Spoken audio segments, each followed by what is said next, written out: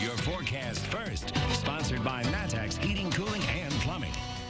Boy, was it a windy day today. Our temperatures were very warm early this morning, and they've been falling ever since then, kind of leveling off in the upper 30s and low 40s. Where they are right now, 38 degrees in Champaign, 40 in Danville, 42 in Paris, 42 also in Effingham, and 39 in the capital, which is where we have our Flooring America weather camera up, part of our roofing dog on it. You can see some clearing out there, but obviously the camera is still shaking. In fact, I can't move the camera. It's been jostled around too much, and that's a problem because we've seen a lot of damage in the area from the strong wind gusts. Now, as of right now, it's around 35 to 40 maximum wind gusts, so they are coming down, and they'll continue to do that for the rest of the evening hours. So we're still got the wind for the next couple hours. There will be a little bit of some clearing overnight tonight, but overall, we're talking about cloudy skies for our Thanksgiving.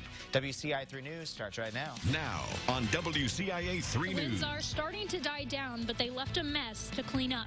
We'll show you. I'm sure it really bothered him last night to hear that wind coming through again. It's a day that's etched in the minds of everyone who lived through it. It was a reminder of a tornado 1 year ago. And a state senator's home and office were raided by the FBI. The big announcement he made today. You're watching your local news leader. This is WCIA 3 News at 5. It's been a little brutal. High winds last night and today have been hard to ignore, and they're also adding their share of dangers. Good evening, I'm Paul Cicchini. Jennifer's off tonight. Some wind gusts today have been stronger than 50 miles per hour. We have team coverage leading into your holiday weekend. WCIA 3 meteorologist Jack Gerfin is tracking a wind advisory, but first to Courtney Bunting, who is live in Champaign. Courtney, it looks like it's still blowing pretty hard out there. It is, Paul, and those high winds definitely made for a busy day for crews. There are still almost 2,000 customers, Ameren customers, still without power now across the state. And today, between Champaign and southeast Effingham, there were 9 downed power lines and 500 outages. The high winds also made things tough for drivers. One semi rolled over after crashing into another on I-57 near Thomasboro.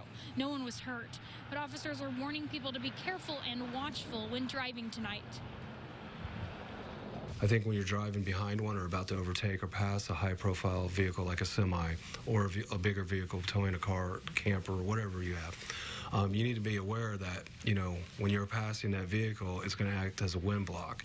And then when you go to complete your passing of that vehicle or overtaking of that vehicle, the wind's going to pick up. Lieutenant Kurt Apperson, who you just heard from, says it's also important to be aware of where you park when it's windy like this. Don't park next to a trash can that could blow into your car or underneath power lines. It's important, he says, to be aware of your surroundings.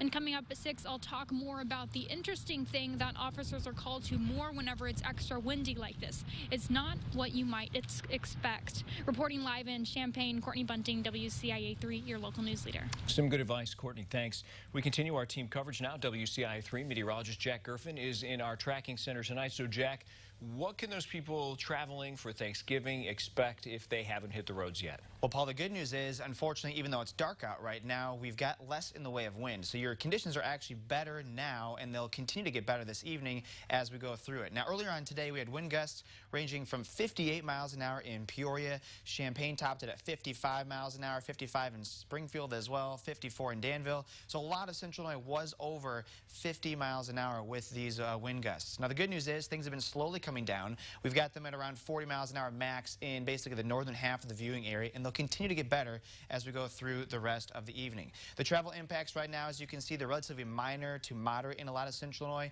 This is an improvement, again, because the winds aren't as strong.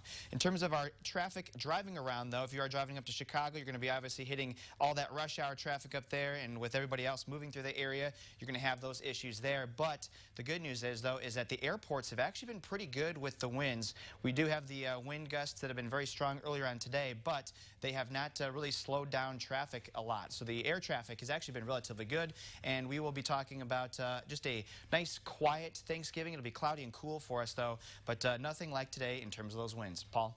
Yeah, lots of planes in the sky today. It's pretty incredible. All right, Jack, thanks.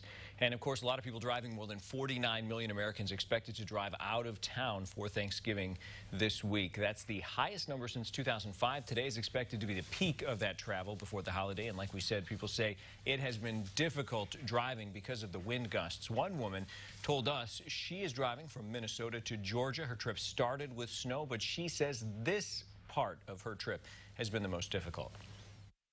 This is amazing. I don't think I've seen the wind as hard or as fierce as it is today. You know, it's pushing the car. You see the light posts are swaying, so it makes you wonder what's really going on up there. Drivers should keep both hands firmly on the wheel, slow down, and prepare to get off of an interstate if those wind gusts are too strong. New for you tonight, embattled State Senator Martin Sandoval has resigned. The Chicago Democrat sent a letter to the State Board of Elections indicating he will step away from his post on New Year's Day. That's before the Senate elects a new president. The FBI raided his home and offices in Cicero and Springfield in connection with a corruption investigation in September.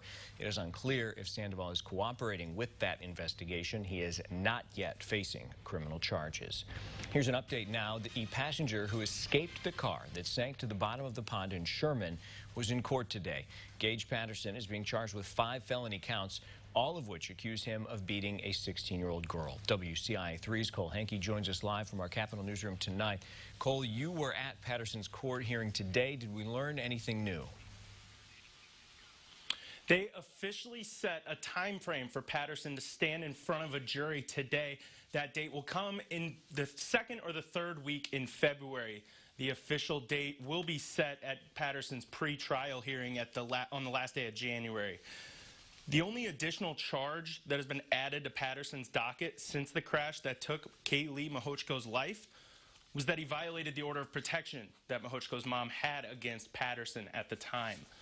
State police have still not released their full report on their investigation into that crash on the Sherman Golf Course, and the Sangamon County coroner is also waiting for the final results from the full coroner's report. Paul?